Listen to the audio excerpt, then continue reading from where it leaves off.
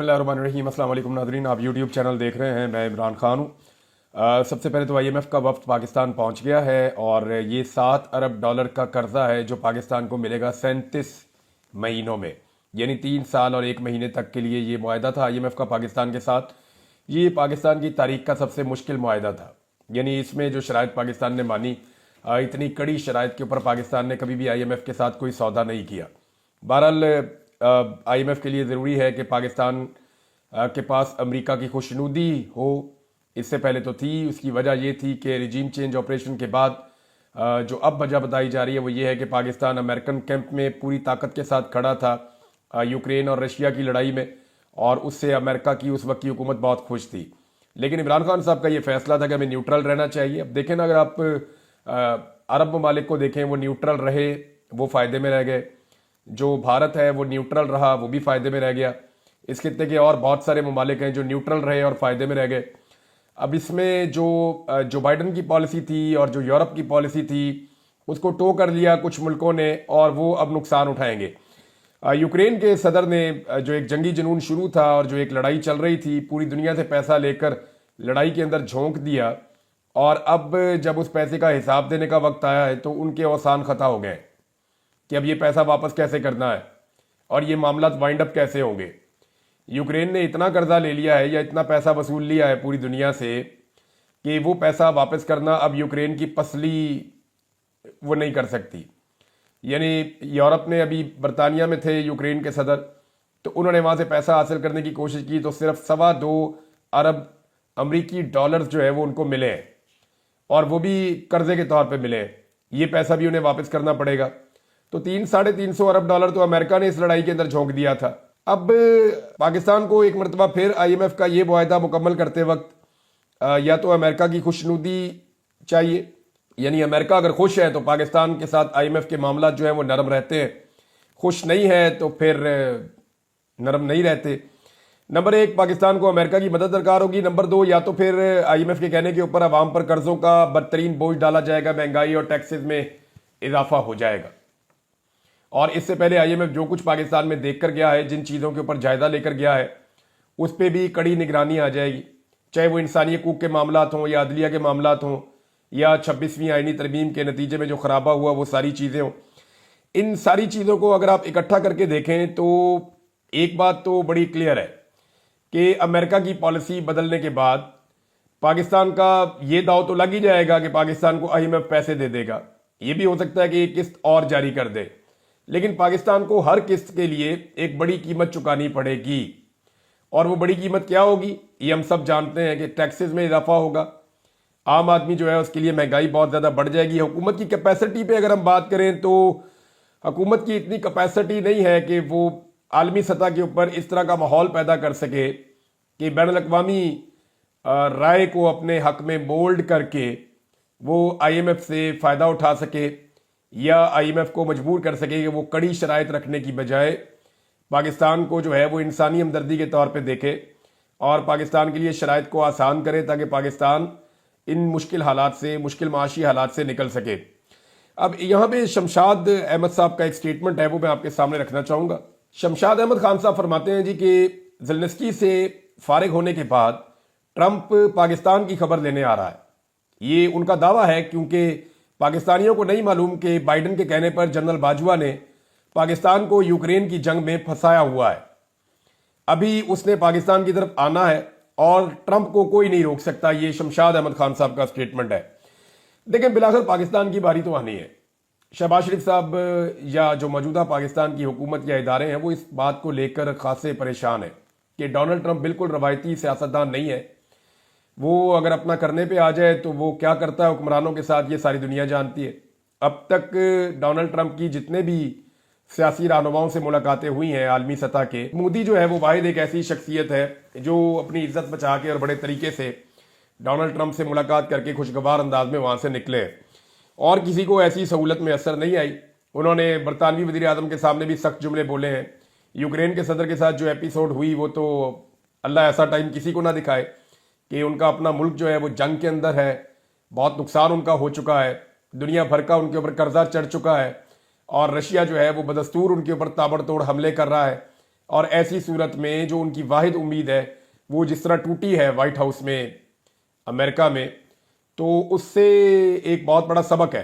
اب معاملہ یہ ہے کہ اگر شہباز شریف صاحب کو بلا لیا گیا یا پاکستان کی جو حکومت ہے یہ والی موجودہ فارم 47 والی، اگر یہ کہیں ٹرمپ کے سامنے بیٹھ گئی اور اس سے پہلے ٹرمپ نے کوئی ایک چھوٹی سی بریفنگ لے لی، جو ولسن سے لے لی یا کسی اور سے لے لی، اور وہاں 4 جملے بول دیے، تو یہ تو ایک لفظ کا جواب نہیں دے پائیں گے۔ شہباز شریف اتنے کمزور آدمی ہے، یہ تو پاکستان میں کبھی انہوں نے کسی چھوٹے موٹے آفیسر کو آگے سے جواب نہیں دیا ڈر کے مارے۔ شہباز شریف صاحب کی تو پاکستانی اسٹیبلشمنٹ سے جان جاتی ہے، تو وہ کیسے ڈونلڈ ٹرمپ کا سامنا کر سکیں گے یا امریکن اسٹیبلشمنٹ کا سامنا کر سکیں گے؟ تو میرے خیال میں اب تو وہ یہ چاہ رہے ہوں گے کہ ڈونلڈ ٹرمپ سے رابطہ ہی نہ ہو ہمارا، جب تک ہماری حکومت ہے پاکستان میں یا جب تک ڈونلڈ ٹرمپ کی حکومت ہے امریکہ میں، ڈونلڈ ٹرمپ کے سامنا کرنا ہی نہ پڑے تو زیادہ بہتر ہے۔ پہلے ان کی خواہش ہو سکتی ہے کہ ڈونلڈ ٹرمپ کے ساتھ ایک فوٹو کھنچ جائے، کوئی بات چیت ہو جائے، لیکن اب یہ ڈونلڈ ٹرمپ سے ڈریں گے، کیونکہ ڈونلڈ ٹرمپ نے جس طرح کا اپنا ایک جیسچر شو کیا ہے، جس طرح سے وہ اگریسولی آ جاتے ہیں ایک دم، تو اس سے اس طرح کے حکمران جو بیچارے جعلی حکمران ہوتے ہیں، اس طرح کے حکمران جن کی عوام کے اندر کسی قسم کی کوئی پذیرائی نہیں ہوتی، ان کے لیے بڑی پرابلم کریٹ ہو جاتی ہے۔ دیکھیں نا، ڈونلڈ ٹرمپ اگر انہیں ڈانٹ کے بھیج دیتا ہے وہاں سے، تو یہاں پاکستان کے عوام ان کے بارے میں کیا ہمدردی رکھیں گے؟ بالکل نہیں رکھیں گے۔ پاکستان کے عوام تو ان کو پہلے ان کی شکل ہی نہیں دیکھنا چاہتے، وہ تو یہ کہیں گے ان کو ادھر ہی رکھ لو، جو پاکستان کی اصلی حکومت ہے وہ یہاں پہ بن جائے، جنہیں عوام نے ووٹ دیے ہیں ان کو ان کا مینڈیٹ واپس ہو جائے۔ اب ہوگا کیا، یہ آپ کو آنے والے کچھ دنوں میں پتا چلے گا۔ عمران خان صاحب اپوزیشن کا ایک اتحاد بنانے کی کوشش کر رہے ہیں، اور یہ کوشش اب سے نہیں ہو رہی، کافی دیر سے ہو رہی ہے۔ اس کوشش میں جو رکاوٹ بار بار آتی ہے وہ فضل الرحمان صاحب ہے۔ فضل الرحمان صاحب کو لے کر کے جو فیڈرل گورنمنٹ ہے انہیں بڑا کانفیڈنس ہے کہ کبھی بھی فضل الرحمان صاحب اینٹی اسٹیٹس کو نہیں جائیں گے۔ فضل الرحمان صاحب اسٹیٹس کو کی طاقتوں کے ساتھ کھڑے ہوں گے، اور اس کی کچھ ریزنز بھی ہیں۔ دیکھیں ابھی حال ہی میں فضل الرحمان صاحب کے ایک بھائی ہیں، مبینہ طور پہ ان کے کہنے پر ایک بڑی پوسٹنگ بھی کی گئی ہے وفاقی ادارے میں، اور یہ سلسلہ چلتا رہتا ہے۔ فضل الرحمان صاحب کے کام نہیں رکتے، کوئی بھی حکومت ہو۔ عمران خان صاحب کی حکومت واحد حکومت تھی جہاں پہ فضل الرحمان صاحب کو یہ پرابلم آئی تھی کہ خیبر پختونخوا میں اور وفاقی حکومت میں فضل الرحمان صاحب کے کام ہونے بند ہو گئے تھے اور ان کے کام نہیں ہو رہے تھے۔ فضل الرحمان صاحب اپوزیشن میں ہو یا حکومت میں، ان کے کام چلتے رہتے ہیں، جیسے کہ پرویز مشرف صاحب کے دور میں بھی فضل الرحمان صاحب کے کام زیادہ نہیں رکتے تھے۔ اس کے بعد پیپلز پارٹی کا دور آیا، PMLN کا دور آیا، فضل الرحمان صاحب کا کام چلتا رہا، اور عمران خان صاحب کے دور حکومت میں انہیں تکلیف ہوئی ہے۔ اب معاملہ یہ ہے کہ فضل الرحمان صاحب کیوں چاہیں گے کہ یہ حکومت ختم ہو جائے اور ایک ایسی حکومت آ جائے جو عمران خان صاحب کی ہو؟ فضل الرحمان صاحب اس بات کو جانتے ہیں کہ جب بھی الیکشن ہوگا عمران خان صاحب ابھی جیت جائیں گے، اور وہ الیکشن جیتیں گے تو وہ حکومت بھی بنا لیں گے۔ جب وہ حکومت بنا لیں گے تو فضل الرحمان صاحب کیا عمران خان صاحب سے اس طرح سے کام کروا سکتے ہیں یا کام لے سکتے ہیں جیسا اس وقت کی ایک کمزور اور نقیب جیسی ایک حکومت ہے اس سے وہ کام لے پا رہے ہیں؟ تو اس کا صاف جواب یہ ہے کہ فضل الرحمان صاحب عمران خان صاحب کی ایک مضبوط حکومت سے کام نہیں لے پائیں گے اپنے، جیسے کہ وہ موجودہ حکومت سے اپنے کام لے پائیں گے۔ تو اب جو ہے وہ مینڈیٹ چوری کا تو سب کو پتہ ہی ہے، ساری جماعتیں اس کے بارے میں جانتی ہیں۔ اتفاق رائے پیدا کرنا کوئی مشکل نہیں ہے، سب کا اس بات پہ اتفاق ہے جناب پاکستان میں مینڈیٹ چوری ہوا ہے حکومت اور اداروں نے، لیکن بڑی کامیابی کے ساتھ اس لڑائی کو پاکستان تحریک انصاف تک محدود کر کے رکھا ہوا ہے۔ میں آپ کو بتاتا ہوں کیسے۔ دیکھیں، پرابلم تو پاکستان تحریک انصاف کو ہے، کسی اور کو تو پرابلم ہے نہیں۔ سب کے جلسے ہوتے ہیں، تحریک انصاف کے جلسے نہیں ہوتے، تو پھر سب کو کیا پرابلم ہے؟ سب کے پروگرامز ہوتے ہیں، پاکستان تحریک انصاف کے پروگرامز نہیں ہوتے، تو سب کو کیا پرابلم ہے؟ سب کے لیڈر دکھائی دیتے ہیں، پاکستان تحریک انصاف کا لیڈر دکھائی نہیں دیتا، سنائی نہیں دیتا، تو پھر باقی سب کو کیا پرابلم ہے؟ سب کے پاس آزادی اظہار رائے موجود ہے، پاکستان تحریک انصاف یا عمران خان کے پاس موجود نہیں ہے، تو باقیوں کو کیا پرابلم ہے؟ سب کے پاس انسانی حقوق موجود ہیں، اور صرف تحریک انصاف اور عمران خان صاحب کے لیے یہ مطلوبہ جو سہولتیں ہیں یہ میسر نہیں ہیں۔ یہ جو میں نے مذکورہ سہولتیں آپ کو بتائی ہیں، چاہے وہ انسانی حقوق ہو، آزادی اظہار رائے ہو، چاہے وہ جلسہ کرنے کی اجازت ہو، چاہے وہ جلوس نکالنے کی اجازت ہو، اپنا کوئی پروگرام کرنے کی اجازت ہو، یا عدلیہ کے اندر سے انصاف ملنا ہو، تو یہ ساری چیزیں جو ہیں وہ پاکستان تحریک انصاف کے لیے دستیاب نہیں ہے، باقی جماعتوں کے لیے دستیاب ہے۔ تو باقی جماعتوں کو اتنا کیا پرابلم ہے کہ وہ ایک تحریک میں اس طرح اترے جیسے پاکستان تحریک انصاف اترنا چاہتی ہے؟ باقی جماعتوں کے لیے پرابلم اتنا نہیں ہے نا۔ پاکستان کے اداروں نے اور حکومت نے بڑا سمارٹلی اس کو ہینڈل اس طرح کیا कि पाकिस्तान तहरीक इंसाफ को अकेला करके दीवार के साथ लगाया। अब देखें ना, तहरीक लबैक आना चाहे तो आ जाए, कोई प्रॉब्लम नहीं है। फजलुर रहमान साहब आना चाहें तो आ जाए, कोई प्रॉब्लम नहीं है। पीपल्स पार्टी, PMLN, कोई भी जमात कुछ भी करना चाहे, वो जहां पे जो मर्जी करें, उनके लिए कोई प्रॉब्लम नहीं है। प्रॉब्लम जो है वो पाकिस्तान तहरीक इंसाफ के लिए होती है। शेख वकास अकरम साहब ने इमरान खान साहब के हवाले से एक और स्टेटमेंट जारी किया है और क्लियरली बताया कि इमरान खान साहब को इस वक्त जेल में किस सूरत हाल में रखा हुआ है। वो ये कहते हैं कि मुलाकातों पर पाबंदी लगाकर इमरान खान साहब को डेथ सेल में रखा गया है, जहां दहशतगर्दों को रखा जाता है। इमरान खान मजबूत आसाब के मालिक हैं, वो इन हथकंडों से नहीं टूटेंगे, ये शेख वकास अकरम साहब ने कहा है। शेख साहब ने दावा किया कि इमरान खान साहब को एक्चुअली नफ्सियाती तौर पर तोड़ने की कोशिश की जा रही है, ताकि जो भी मामला कहीं तय हो सकते हैं वो मैक्सिमम के ऊपर तय किए जा सके। देखिए, इमरान खान साहब को हमेशा तो जेल में रखा नहीं जा सकता। अपनी पूरी ख्वाहिश के बावजूद पाकिस्तान की मिलिट्री एस्टेब्लिशमेंट हो या पाकिस्तान की हुकूमत हो, वो इमरान खान साहब को हमेशा तो जेल में रख नहीं सकते। अल्टीमेटली इमरान खान साहब को छोड़ना पड़ेगा। आलमी दबाव बढ़ रहा है, वो और बढ़ता चला जाएगा। पाकिस्तान के अंदर से दबाव बढ़ रहा है, वो भी बढ़ता चला जाएगा। तमाम इदारे कंट्रोल करने के बावजूद, अदलिया पे मुकम्मल कंट्रोल करने के बावजूद, यही सुप्रीम कोर्ट ऑफ पाकिस्तान नाम का एक इदारा होता था, अब तो वो दिखाई नहीं देता। मैं आपके लिए सिंपल कर दूं तो सुप्रीम कोर्ट में अब एक आईनी बेंच है सिर्फ, और ये वो आईनी बेंच है जो बनाया गया है हुकूमत की ख्वाहिश के ऊपर। यानी हुकूमत और इदारों ने अपनी मर्जी का एक आईनी बेंच बना दिया है, बस वही मौजूद है, उसी का वजूद है। सुप्रीम कोर्ट ऑफ पाकिस्तान का वजूद तो ऐसा लगता है कि खत्म हो गया है। जो आखिरी चीफ जस्टिस ऑफ पाकिस्तान थे सुप्रीम कोर्ट ऑफ पाकिस्तान के, जो normal supreme court of Pakistan होती थी, वो बदकिस्मती से काजी फायद ईसा साहब थे। उनके बाद से लेकर अब तक कोई चीफ जस्टिस नहीं है, बल्कि तमाम अख्तियारात जो हैं वो एक आईनी बेंच के पास है। और वो जो आईनी बेंच है वो भी हुकूमत का अपना मंजूर करदा है। यानी हुकूमत की मंजूरी के बाद कि ये जज लगेगा, ये नहीं लगेगा, तो उन्होंने अपनी मर्जी का एक आईनी बेंच बना दिया है। तो सुप्रीम कोर्ट जो एक ऐसा इदारा था जो हमेशा बंद बांधता था डिक्टेटरशिप के सामने, जो हमेशा मार्शल लॉ के रास्ते रोकता था, जो हमेशा इंसानी हकूक के मामलात को उठाता था, अब वो सुप्रीम कोर्ट ऑफ पाकिस्तान तकरीबन नापैद हो गई है। पाकिस्तान में वो सुप्रीम कोर्ट ऑफ पाकिस्तान तो अब दिखाई देती नहीं है। और जो अदालत दिखाई देती है वहां पे एक मामला चल रहा है और लंबे अरसे से चलता चला जा रहा है, किसी नतीजे पे नहीं पहुंच रहे। और वो मामला है फौजी अदालतों के हवाले से। देखें, ये हुकूमत और इदारों के गले पड़ा हुआ है ये मामला। उन्हें समझ नहीं आ रही कि इसको कैसे रिजॉल्व करें।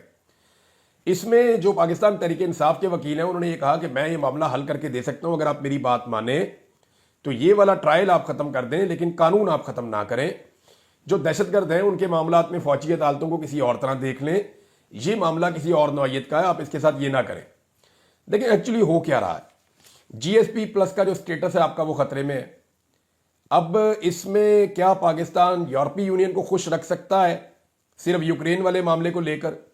ये फिर एक सवाल जो है बार बार वहीं पे जाता है, क्योंकि दुनिया की सारी अलाइनमेंट इस वक्त रूस और यूक्रेन की लड़ाई के साथ आकर जुड़ गई है। 2022 में जो कुछ इंपॉर्टेंट हो रहा था, जहां इमरान खान साहब ने इस लड़ाई से खुद को बाहर रखने का फैसला किया और फिर वो सिस्टम से बाहर कर दिए गए, तो वो जो सारी अलाइनमेंट हुई थी वो इसी लड़ाई की वजह से हुई थी। और अब इस वक्त डोनाल्ड ट्रंप के एक मुकम्मल अलग किस्म का बयानिया अपनाने के बाद दोबारा से दुनिया वहीं आकर खड़ी हो गई। तो पाकिस्तान क्या अमेरिका के साथ खड़ा होगा इस मरतबा, या पाकिस्तान यूरोपीय यूनियन के साथ खड़ा होगा फॉर द टाइम बीइंग के GSP+ स्टेटस हो या बाकी चीजें हो, कहीं ना कहीं हम कोई फायदा उठा सकें? तो ये बड़े सवालात हैं जिनका जवाब इस वक्त हमारे पास नहीं है। हाँ, लेकिन ये बात बड़ी क्लियर है कि इंसानी हकूक के मामलात हों या फौजी अदालतों में सिविलियन के ट्रायल के मामलात हों, ये कल को हमारे गले पड़ जाएंगे। इसलिए कि यहां पे चंद सवालात उठते हैं और बड़े बुनियादी सवालात हैं कि ये फैसला कैसे हुआ कि किस बंदे का केस फौजी अदालत में जाएगा और किस बंदे का केस जो है वो सिविल अदालत में जाएगा। यानी जुर्म एक जैसा है ना, दो लोग साथ साथ खड़े हैं एक इमारत के बाहर, दोनों लोग एहतजाज कर रहे हैं, उनमें से एक का केस चला गया सिंपल कोर्ट के अंदर सिविल अदालतों के अंदर और एक का केस चला गया फौजी अदालत के अंदर। ये फैसला किसने किया और ये फैसला किस बुनियाद पे हुआ? अभी तक इस बुनियादी क्वेश्चन का जवाब नहीं मिल रहा कि ये कैसे हो सकता है कि एक बंदे का केस चला जाए फौजी अदालत में और दूसरे का चला जाए दहशतगर्दी की अदालत में, और दोनों बंदे जो हैं वो एक ही जगह पे खड़े हैं, एक ही तरह के नारे लगा रहे हैं, एक ही तरह की एक्टिविटी के अंदर शामिल है। अब ये कैसे मुमकिन है? ये वो सवाल है जो बड़े बुनियादी सवालात में से एक है और इसका अभी तक जवाब नहीं मिल सका। नाज़रीन, जो पाकिस्तान की हुकूमत ने सबसे ज़्यादा प्रोटोकॉल दिया गुज़िश्ता कुछ अरसे में, वो यूएई को दिया है। यानी यूएई के वली अहद आए, जैसा उनके साथ सलूक किया, जिस तरह उनको प्रोटोकॉल दिया, जैसे इससे पहले उनके हुक्मरान शिकार खेलने के लिए आए रहीम यार खान में, जैसा उन्हें वहाँ प्रोटोकॉल दिया गया, जिस तरह वहाँ उनका ख्याल रखा गया, इसी तरह से जैसे बार बार शहबाज शरीफ साहब वहाँ जाते हैं या पाकिस्तान की मिलिट्री क़यादत भी वहाँ जाकर मिलती है। तो होना तो ये चाहिए था कि यूएई इतनी सारी मुलाकातों के बाद या इतनी ज़बरदस्त सफारतकारी के बाद पाकिस्तान के लिए गुंजाइश पैदा करता। लेकिन हैरान कुन तौर पे जो डाटा मेरे पास है, आप हैरान हो जाएंगे वो डाटा देखकर कि हमारे हुक्मरानों की पूरी तवज्जो और पूरी कोशिश के बावजूद हैरान कुन तौर पे गुज़िश्ता साल में 10,100 से ज़ायद पाकिस्तानियों को यूएई ने अपने मुल्क से निकाल दिया। इतने लोग तो किसी और मुल्क के वो नहीं निकालते।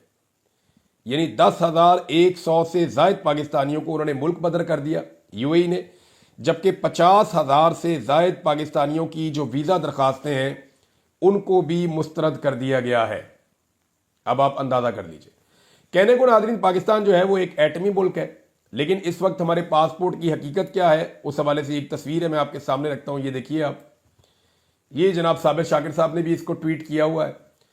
अब यहाँ पता चलता है कि सबसे कमज़ोर पासपोर्ट दुनिया के कौन से हैं। तो जनाब, दुनिया का जो सबसे कमज़ोर पासपोर्ट है वो अफ़गानिस्तान का पासपोर्ट करार दिया गया। उसकी वजह यह है कि तालिबान से एक लंबी जंग लड़ी है मगरबी ममालिक ने, और दुनिया तालिबान को या उनकी हुकूमत को उस तरह से नहीं देखती। दुनिया का दूसरा सबसे बदतरीन जो पासपोर्ट है वो सीरिया का है, शाम का, जहाँ पे हाल ही में एक जंग ख़त्म हुई है और अभी भी वहाँ पे खाना जंगी लगी हुई है। तो शाम जहाँ पे खाना जंगी चल रही है वो दूसरा है। दुनिया का तीसरा बदतरीन पासपोर्ट जो है वो इराक का है। इराक की सूरत हाल मुझे आपको बताने की ज़रूरत नहीं है, गुज़िश्ता 2 दहाइयों से वो एक जंग ज़दा मुल्क के तौर पर मौजूद है। नंबर 4 पाकिस्तान है जी, फिर उसके बाद यमन है, सोमालिया है, नेपाल है, फ़लस्तीन है। फ़लस्तीन का जो पासपोर्ट है वो पाकिस्तान से बेहतर है। लीबिया का पासपोर्ट पाकिस्तान से बेहतर है। नेपाल का पासपोर्ट पाकिस्तान से बेहतर है। बांग्लादेश का पासपोर्ट पाकिस्तान से बेहतर है। सोमालिया का पासपोर्ट पाकिस्तान से बेहतर है। नॉर्थ कोरिया, ये वो मुल्क है जो पूरी दुनिया में अपनी डिक्टेटरशिप की वजह से बदनाम है।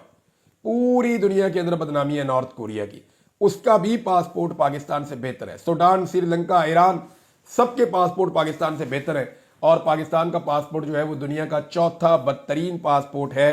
कहने को हम एक एटमी मुल्क है, यानी दुनिया की 7वीं एटमी पावर पाकिस्तान है। तो होना तो ये चाहिए था कि पाकिस्तान का पासपोर्ट दुनिया के बेहतरीन पासपोर्ट्स के अंदर से एक होता, लेकिन बदकिस्मती से दुनिया की 7वीं जो एटमी पावर है उसका पासपोर्ट दुनिया के टॉप 4 बदतरीन पासपोर्ट्स के अंदर से एक है। नाज़रीन, हम बात कर रहे थे सुप्रीम कोर्ट ऑफ पाकिस्तान की, तो यहाँ पे एक खबर और है, मैं आपके साथ शेयर कर देता हूँ। ये अबू ज़र सलमान नियाज़ी साहब हैं, सीनियर लॉयर हैं, और इन्होंने कादी फ़ायद ईसा साहब ने सुप्रीम कोर्ट ऑफ पाकिस्तान के बाहर इंसानी हकूक़ की यादगार तामीर करवाई थी।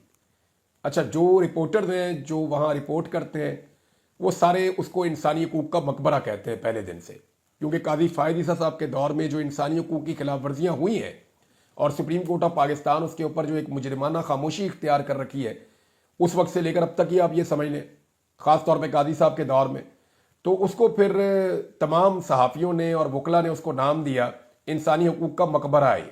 ये कब्रें हैं इंसानी हकूक़ की, और यहाँ इंसानी हकूक़ गसब किए गए हैं, इंसानी हकूक़ के लिए कोई काम नहीं किया गया।